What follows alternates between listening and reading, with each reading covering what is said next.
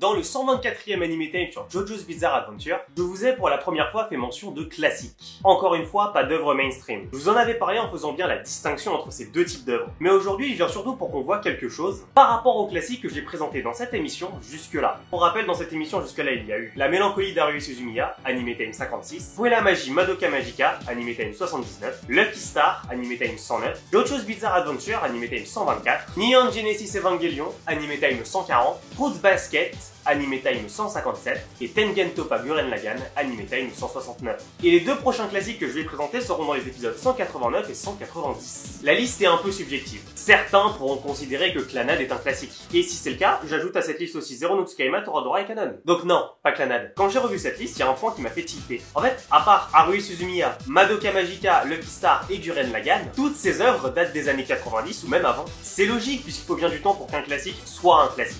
Et tout de même, ça n'est pas un état de fait. D'ailleurs, c'est plus de la moitié de la liste qui ne sont pas datés des années 90. Et ça, c'est jusqu'à cette première partie de la saison 12. Bonsoir et bienvenue pour ce 183e épisode d'Anime Time. Non, les classiques ne sont pas forcément des œuvres créées dans les années 90. Je dis juste qu'avec le 189e épisode d'Anime Time, le 190e épisode d'Anime Time et l'Anime Time d'aujourd'hui sur Parasite, on ne fait juste qu'enfoncer un tout petit peu le clou.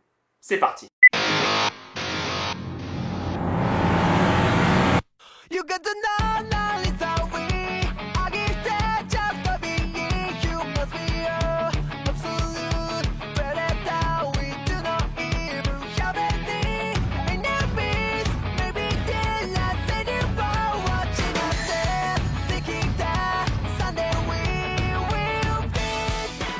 Kiseiju Parasite, c'est à la base un manga seinen d'Hitoshi Iwaki. Ce dernier est prépublié dans le magazine Morning Open Shokan entre 1988 et 1989 et Afternoon jusqu'à la fin de sa prépublication en 1994. Le manga est en 10 volumes, paru au Japon aux éditions Kodansha et en France aux éditions Glénat entre 2002 et 2004. Il existe aussi un manga spin-off mais par un autre auteur, Mohare Ota. Ce manga se nomme Parasite Reversi. Il compte 8 volumes publiés par Kodansha et Glénat, le tout entre 2018 et 2021, et prépublié dans le Comic Days. Mais ce qui nous intéresse, c'est l'adaptation en animé qui aura pris son temps. L'animé, Kiseijusei no Kakuretsu, ou en français Parasite la Maxime, a été réalisé par le studio Madhouse. Pour rappel, l'une des dernières fois que j'en ai parlé, c'était dans l'Anime Time 135 sur Mao Senso. Et j'en ai pas parlé en bien. Ce que je disais, c'est que l'adaptation à l'époque faite pour Mao Senso et No Game No Life était pour les deux trop semblable en termes de résultats. Après, c'est tant mieux si ça n'a pas été le cas pour Parasite. Il est en 24 épisodes et c'est parfaitement suffisant pour un manga aussi court. L'anime est diffusé entre 2014 et 2015, licencié en France par Crunchyroll et par Black Box pour tout ce qui est DVD. Également, 2 films sont sortis,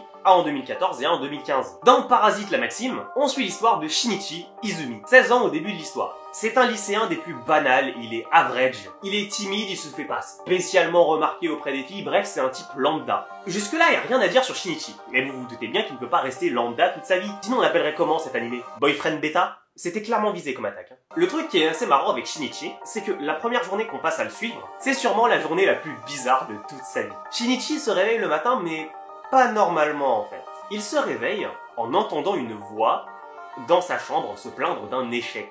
Et qui lui dit même de la fermer d'ailleurs. Bon, pas de quoi casser 3 pattes à un connard, ça vous est peut-être déjà arrivé en étant à moitié endormi. Donc rien de bien bizarre jusque-là. Après son réveil, rien de bien bizarre non plus. À part que sa main droite est engourdie. Shinichi va prendre son petit déjeuner avec ses parents, dont son père qui veut savoir si Shinichi a trouvé le serpent. Je vous jure que ça n'a rien à voir avec une blague de cul, mais j'y reviendrai plus tard. Sachez que la sacrée soirée qu'a passé Shinichi et ses parents d'ailleurs, a notamment un rapport avec justement la main engourdie de Shinichi puisqu'il s'est fait un garrot. Mais j'en parlerai plus tard. Le deuxième truc notable dont je veux parler, enfin tout du moins de ce que je peux vous dire pour l'instant, c'est que Shinichi a une phobie des insectes. Et avoir sa réaction à la vue d'une simple araignée, je compatis. Je sais à quel point c'est chiant de voir sa phobie partout et de rien pouvoir y faire parce que c'est ridicule. Bref, avançons un peu, Shinichi se rend à l'école. Mais il est repéré au loin par Satomi Murano, qui est une de ses amies d'enfance, et qui décide d'aller l'embêter à grands coups de violence gratuite. Sauf que Shinichi lui a rattrapé la montre d'un coup, sans réfléchir.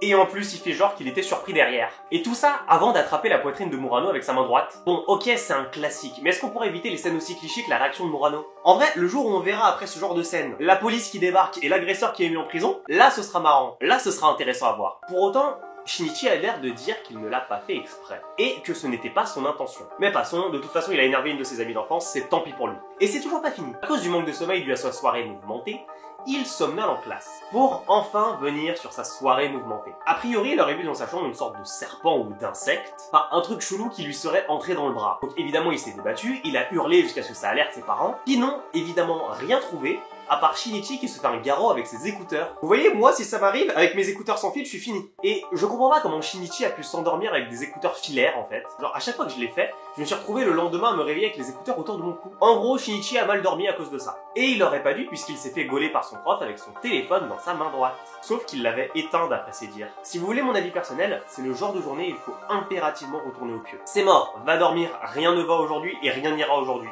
Laisse tomber. Et ça, c'est l'idée qu'a Shinichi, en demandant à rentrer plus tôt, prétextant de ne pas se sentir bien. Sur le chemin du retour, néanmoins, il n'est pas au bout de ses peines. Un Parisien qui visiblement s'est cru sur le périph' le klaxonne en pleine ville pour l'obliger à ne pas s'engager sur le passage piéton sur lequel il est prioritaire. Tout ça parce que rouler en ville à moins de 90, bah c'est trop lent évidemment. Sauf que le mémo là, la môme qui poursuit son ballon sur le passage piéton, elle l'a pas reçu. Et elle aurait pu finir renversée par une voiture si Shinichi n'était pas intervenu in extremis, en attrapant la petite et en arrêtant la voiture à l'aide de sa main droite. Et vu l'état de cette dernière, effectivement, quelque chose cloche. Heureusement, plus de peur que de mal, la petite s'en sort indemne. Et je sais pas pour le conducteur de la voiture, mais si jamais il est encore en vie, abattez-le. Je vous ai dit que quelque chose clochait avec la main droite de Shinichi. Et il veut en avoir le cœur net. En rentrant chez lui, il s'enferme dans sa chambre, attrape le premier couteau qu'il trouve, et va pour se planter la main. Entre Shinichi qui attrape le sein de son ami d'enfance, qui tenait son téléphone allumé dans la main en cours alors qu'il l'avait éteint et qu'il somnolait, et maintenant ça, pas de doute possible. Ce n'est pas sa main. C'est autre chose. Mais Shinichi décide tout de même de la planter.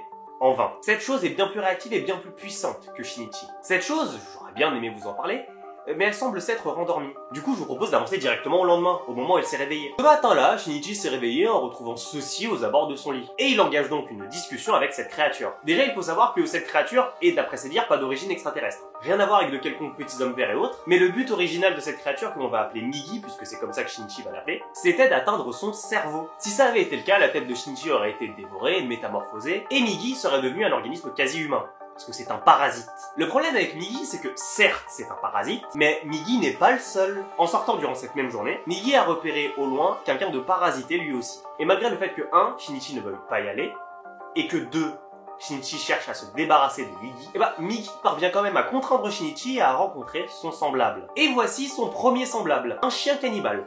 Plutôt sympathique. Et en fait, c'est vraiment un problème que ce semblable, et que les autres semblables d'ailleurs de Migi existent, parce que bah ils sont rarement sympathiques à la vue d'un humain avec seulement une main droite infectée. Et ça, Shinichi et Migi vont très vite devoir apprendre à y faire face. L'avantage c'est que Migi peut se battre, et même très bien. Mais le vrai problème c'est que les deux sont liés. Si Shinichi meurt, Migi meurt aussi. Et c'est tout le point de cet animé. Shinichi et Migi sont obligés de collaborer et de coexister. Que ce soit dans la vie de tous les jours, ou face à l'espèce de Migi qui représente dans la société un bien plus grand problème qu'il n'y paraît. Et ça, vous le découvrirez en regardant Parasite la Maxime par vous-même. Pour conclure sur Kiseiju, c'est encore une de ses œuvres où sa réputation l'avait précédé. Je savais que je ne le regretterais pas en le commençant. Et c'est aussi un animé qui était sur ma liste depuis longtemps, mais vraiment très longtemps pour le coup. De mémoire, ce truc a dû rentrer sur ma liste au début de la saison 2, ce qui en fait actuellement l'une des plus vieilles entrées à avoir eu un épisode. Maintenant, j'aimerais quand même qu'on parle un petit peu des défauts de cet animé. Et le premier, c'est l'animation. Madhouse, c'est un studio qui sait faire de bons animés. Je rappelle que c'est le studio qui adapte Overlord, 168e épisode d'Anime Time, et leur utilisation d'outils, autres que le dessin en général, est bien maîtrisée. Mais là par contre, les foules en CGI, c'était la pire idée que vous pouviez avoir. Le truc, c'est que pour quelqu'un qui fait pas attention, l'illusion est parfaite, mais perso j'ai cramé ça à des kilomètres. Et c'est pas une mauvaise chose en soi. C'est juste que, lorsque vous l'avez vu, vous ne pouvez plus ne pas le voir. Vous allez remarquer toutes les scènes qui ont été faites en 3D CGI. Déjà c'est pas officiel, mais on peut passer dessus très facilement. Le problème que je tiens vraiment à pointer sur Parasite la Maxime, bah c'est qu'il y en a pas vraiment. J'aime et j'exècre en même temps les animés sur lesquels je peux faire très peu de commentaires. Voire pas du tout. Ça sert à quoi que j'en parle si je peux rien dire? Et justement, Kiseiju en fait partie. Je vais vanter ses qualités dans quelques instants en dehors des graphismes. Mais il y a qu'un seul et unique point qui moi me pose problème dans cette œuvre, c'est que, tout du moins dans l'animé, on n'a pas vraiment tous les éléments de réponse qu'on aimerait avoir, notamment sur l'origine des parasites. C'est flou et évasif. Et même si normalement on est censé doucement oublier ce point pour se concentrer sur le message de l'œuvre, bah, ne pas avoir la réponse, pour ceux qui l'attendent, ça pose problème. Mais pour ce qui est de ses qualités, justement le message sous-jacent à l'œuvre, et surtout toute l'histoire et toute l'intrigue qui mène à cette réflexion, est super bien maîtrisé. Tellement bien maîtrisé que j'ai binge-watch le truc. Et pire, et c'est aussi une de ses qualités, je l'ai regardé, contrairement à ce que je fais habituellement, majoritairement en VF. La VF de Parasite la Maxime est étonnamment bonne, et je vous donne mon avis en tant que personne qui regarde majoritairement tout en VOSTFR. Je suis pas du tout pro VO, hein, c'est une question d'habitude, et lorsque je regarde des shoujo, en général je les regarde en VF. Mais quand une œuvre comme ça arrive à me faire sortir de mes petites habitudes, et ça aussi bêtement que par le fait que je sois tellement intéressé par l'histoire que même si je suis obligé de faire quelque chose à côté, je veux absolument comprendre tout ce qui se passe, bah c'est vachement cool et je tenais absolument à le souligner. Je tiens également à mentionner les OST. Pour le coup, elles sont propres et je trouve très bien gérées. Vraiment, si vous ne l'avez pas encore vu, foncez voir Parasite, je vous le recommande vraiment. Enfin, pour terminer sur cette œuvre et tout ce qui en fait ses qualités, je pense qu'on ne se rend pas forcément compte, avant de l'avoir regardé, que la façon d'amener le message de l'œuvre à travers une autre espèce que l'espèce humaine, et pas avec des animaux anthropomorphes comme dans Beastars, le 156e épisode d'Anime Time, bah ça peut vraiment nous faire voir une perspective mais vraiment ultra différente de ce qu'on verra avec des humains classiques. Et pire, dans Kiseiju, il y a aussi cette utilisation des humains pour véhiculer le message. Mais l'utilisation d'une autre espèce qui est quelque chose qui est fait depuis des centaines d'années, c'est pas quelque chose qui selon moi est débile à faire. Et à ça, Parasite la Maxime et Kiseiju en manga ont bien prouvé qu'à aucun moment c'était difficile à faire. Faut juste savoir comment bien le faire pour asseoir une telle suprématie sur l'ensemble du genre des seinen pendant tant d'années. J'espère que ce 183e épisode d'Anime Time vous aura plu. On se retrouve très bientôt pour un prochain épisode. Ciao.